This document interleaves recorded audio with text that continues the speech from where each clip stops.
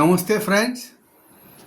నాలో నేను జీవితంలో గ్రహించింది ఏంటంటే, మనస్సుకు బుద్ధికి నిరంతరం పోరాటం జరుగుతూనే ఉంటుంది. మన లోపల బుద్ధి కానీ మనస్సుని జయించిందా, నీ జీవితం విజయ పదం వైపు వెళ్ళిపోతుంది. అట్లా కాకుండా మోస్ట్ ఆఫ్ ది కేసులు ఏం జరుగుతుందంటే, మనస్సు ఇంద్రియాలు ఒక పక్క, బుద్ధి ఒక పక్క నిరంతరం పోరాడుతూనే ఉంటాయి.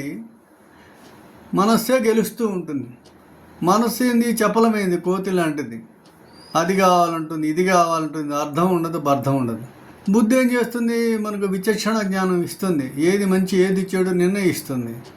సో బుద్ధి చెప్పినట్టుగా మనం వింటుంటే మనం మంచి మార్గంలో వెళ్తాం. అట్లా కాకుండా ఇంద్రియాలకు మనసుకు మనం బానిస అయిపోతే జీవితం అధోగతి పాలవుతుంది. ఈ సంగతి మనకు తెలిసేటప్పటికే జీవితం తెల్లారిపోతుంది. అందుకని మన పెద్దవాళ్ళు గాయత్రి మంత్రం లాంటి మంత్రాన్ని ఉపాసన చేయమన్నారు. దాని ద్వారా నెమ్మదిగా ఆటో సజెషన్ ద్వారా బుద్ధి బాగా కుదురుకుంటుంది మనస్సు మీద. మనస్సు ఇంద్రియాలు గుర్రాలు లాంటివి అయితే వాటి మీద ఇది బాగా అధిష్ఠింపబడుతుంది. అప్పుడు నీ జీవితం శాంతంగా, సవ్యంగా, ఆనందదాయకంగా ఉంటుంది.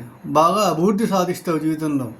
కాబట్టి ఇది చిన్నతనంలోనే మనం తెలుసుకొని మన పిల్లలకు కూడా చెప్పామంటే ఇంకా మన జీవితం నల్లేరు మీద బండిలాగా సాగిపోతుంది.